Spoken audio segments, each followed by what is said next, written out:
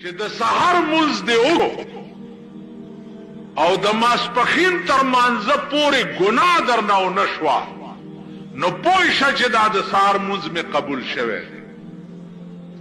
د ماسپښین دی وکړو د مازدیګر تر مانځه پورې ګناه درنه ونه شوه پوه شه چې ماسپښین مونځ مې قبول شوی دی.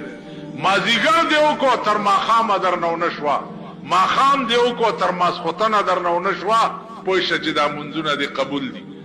ما سهار مونځ دې وکړو او ټوله ورځ دې په پردي غیبت تېره کا هغه مونځ دې سیلاب یوړ. دا زما د کور خبره نه ده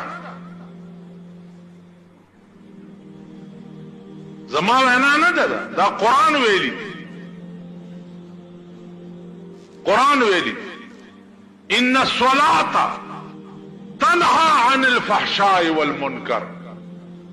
مونځ چې دی دا سړی د ګناه نه بچ نو چې مونځ کې او د ګناه نه بچ نه شي معلومیږي دا چې ستا مونځونه نه دي شي.